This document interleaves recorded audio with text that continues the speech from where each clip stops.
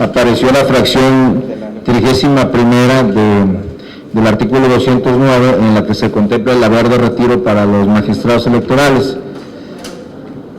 Se había planteado la posibilidad de llegar a un acuerdo en el que haríamos una contrarreforma en la que tenemos que derogar o cambiar o sustituir esa fracción de tal forma de que no exista el haber de retiro para esos magistrados. Así fue como se planteó y bueno, finalmente la mayoría del PRI, Verde y PANAL en Cámara de Diputados aprobaron el artículo y desecharon la reforma que presentó, la reserva que presentó el PRD apoyada por el PAN. Hoy vienen a plantear una reforma al artículo 209 que modifica el artículo de la fracción 31ª, que le da la posibilidad de que tengan el haber de retiro solo durante los primeros 2 años en los que supuestamente no pueden litigar. ¿Dónde está la trampa? Por lo menos nosotros, ¿dónde vemos la trampa? Que la reforma que aprobó Cámara de Diputados y el Senado no ha sido promulgada por el titular del Ejecutivo Federal, es decir, por el Presidente de la República. Si no ha sido promulgada, como es la última etapa del proceso legislativo, esa reforma no existe, aunque ya haya sido aprobada por las 2 cámaras. Entonces no se puede plantear una reforma a un artículo de una ley que no existe en este momento. Por lo tanto, las comisiones de la Cámara de Diputados a las que se le turnó la iniciativa, pues van a tener que dejarlo sin materia. Aún y cuando posteriormente se aprobara se promulgara por parte del Ejecutivo Federal, por la fecha en que se ingresó la iniciativa, las comisiones van a decir, estamos sin materia en virtud de que cuando se presentó esta reforma, esta ley todavía no existía. Por lo tanto, creemos que es una posición tramposa en la que el PRI trata de reivindicar su error de Cámara de Diputados y tratando de hacer una reforma de una ley que no existe, y estamos solamente ante un espectáculo mediático que no resuelve el problema de fondo.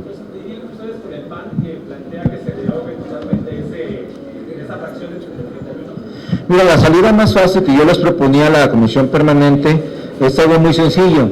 El Presidente de la República tiene la facultad de veto. Se puede vetar el artículo, la fracción, puede vetar toda la ley, puede vetar una parte de la ley, puede vetar un artículo, puede vetar una fracción de la ley, del artículo. Entonces, si realmente el PRI tiene interés en resolver esto, que le pida al presidente Enrique Peña Nieto que vete la fracción 31ª del artículo 209 para que no entre en vigor. Y eso no afecta al proceso electoral porque está vetando una fracción de un artículo de una ley que no tiene nada que ver con las elecciones.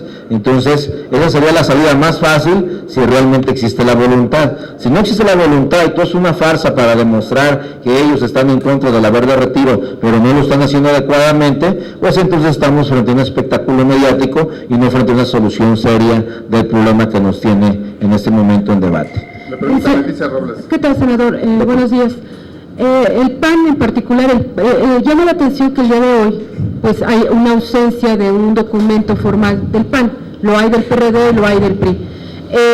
Quiero saber si en el caso panista van a esperar hasta que se promulgue la ley para presentar la posición de ustedes, y cuéntenos cuál es la posición en particular después de la aprobada. Es decir, ahorita ya nos dijo que la salida puede ser que el presidente vete esa fracción. Se lo hace fácil, lo puede hacer hoy si quiere.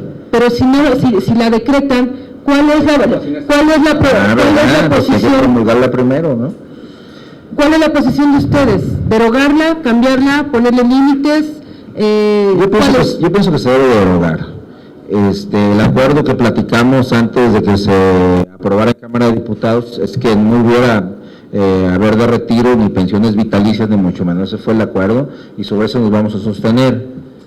Hay que señalar que hay que esperar a que se promulgue, porque dentro de lo contrario, pues estaríamos en la misma situación que estamos señalándole hoy al PRI, al Verde y al PANAL, que están metiendo una reforma de algo que todavía no existe legalmente. Entonces hay que esperar a que termine el proceso legislativo y una vez concluido se presentan las iniciativas para reformar lo que ya fue promulgado y obviamente publicado en el Diario Oficial de la Federación.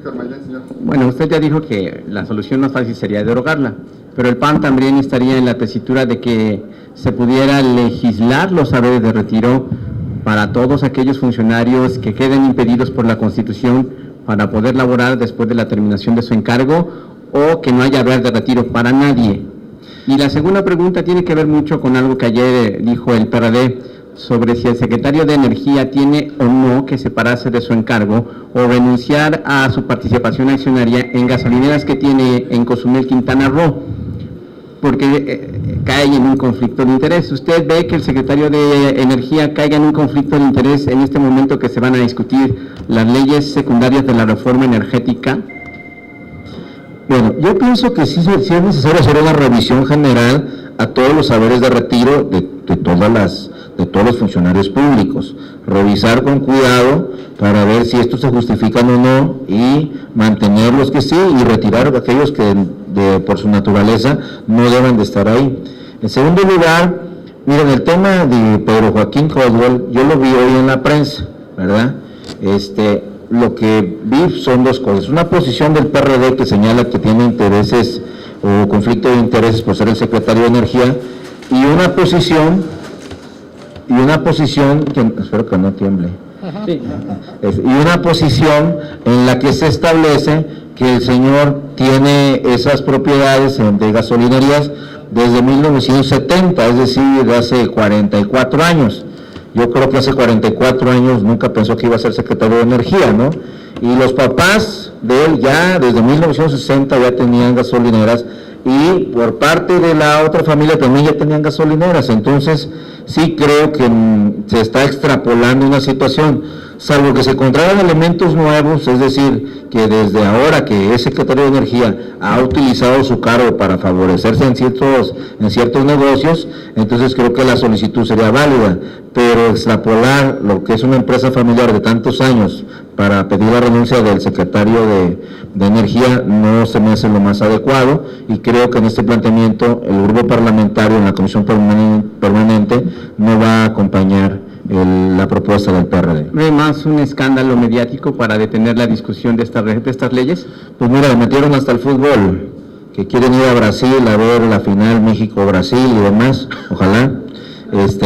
No, pero yo creo que miren, el PRD está en la posición de alargar la discusión energética por dos razones. La primera, que van a votar en contra si la subimos mañana como si la subimos en un año, ese no es discusión.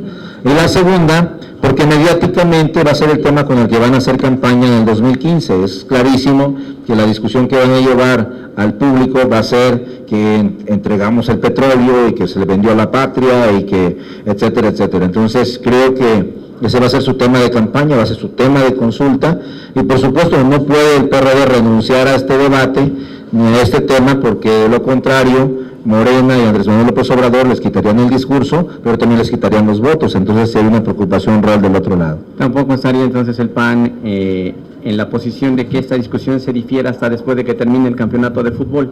No, de ninguna manera. Sería irresponsable de nuestra parte que por ir a ver el partido de fútbol dejamos de trabajar aquí en el Senado. Sería todo, senador. Gracias. Leticia Robles, otra vez. Perdón, senador, es que se me olvidó una pregunta. Adelante. Desde hace 5 años, la Cámara de Diputados tiene una minuta del Senado aprobada por unanimidad en el Pleno para acotar, para reglamentar los salarios máximos, donde vienen pensiones, saberes de todos los servidores públicos. Sería conveniente que el Senado hiciera como Cámara un exhorto a su colegisladora para que sacara ya de las catacumbas frías de las comisiones que tienen ellos esta minuta que regula todo este asunto de los salarios máximos? Sí, se aprobó una ley de salarios máximos. Desde hace muchos años se planteó que si teníamos un salario mínimo, también deberíamos de tener un salario máximo. Es una reforma en la Constitución y faltó la ley secundaria que regulara todos los salarios. La base fundamental de la reforma era que nadie en este país, ningún funcionario público de ningún poder, podía tener un sueldo superior al que tiene el presidente de la República. Lamentablemente, hay que decirlo, en lo que son sueldos, pues no, pero ya cuando les llega la compensación y que el apoyito y que la prima y que no sé qué, y se disparan sueldos espantosos. Hoy veía a los magistrados con unas cantidades muy superiores a las que tienen el tabulador del presidente de la República, y creo que ese es un tema que debemos de revisar, y por supuesto hay que desempolvar minuta que se envió a la Cámara de Diputados para ver en qué términos está o si tenemos que actualizarla, porque de aquí a 5 años pues ya pasaron pues bastante tiempo. Sobre este nuevo golpe que da Gobernación al zar de los casinos que inhabilita otros de sus negocios, ¿ustedes como fracción cómo ven este tema? ¿Cómo está manejando el gobierno? Mira, yo pienso, en primer lugar yo no conozco a ese señor, no tengo ni idea de qué es eso, pero lo que sí es cierto es que sí debemos de revisar la Ley General de Juegos y Sorteos para hacerlo de manera general y para todos, para que no se vea que va focalizado solo a determinada persona y a determinados casinos. Creo que debemos de regularlos todos. Hace algunos años, en la Cámara de Diputados, concretamente hace 11 años, nosotros presentamos una iniciativa donde planteábamos, en primer lugar, que dejáramos la farsa de que no existen los casinos en el país. O sea, que la ley sigue estableciendo que están prohibidos, etcétera, etcétera. Le deja las facultades exclusivas a la Secretaría de Gobernación, y la Secretaría de Gobernación, a través de un reglamento, dice que sí, cómo, cuándo y cómo no deben de funcionar. Yo creo que debe haber una ley general de juegos y sorteos donde se contemple la figura de casinos, que ya se legalicen. Estamos viviendo en una ficción jurídica, y que si alguien quiere poner un casino, pues que vaya, lo solicite, pero que sea como se hace en otros países. Por ejemplo, en Estados Unidos hay una comisión ciudadana de la ciudad que investiga a quien está solicitando el permiso para establecer un casino o un hotel casino, investiga sus recursos, la procedencia, si es ilícita o lícita, analiza inclusive su personalidad, su calidad moral, etcétera, etcétera, y finalmente esta comisión es la que le dice a la ciudad si esta persona puede o no puede establecer un casino. Aquí estamos bajo la sombra discrecional de la Secretaría de Gobernación, en la que ellos dicen quién sí y quién no. Entonces sí creo que debemos de transparentar todo el proceso, tanto de asignación de casinos como de quitarle las concesiones. Y sí necesitamos hacer una legislación general que transparente todo esto, porque hoy los casinos siguen siendo una nebulosa dentro del sistema comercial mexicano, por decirlo de alguna forma, y se presta pues a todo esto de lavado de dinero, prestación de favores,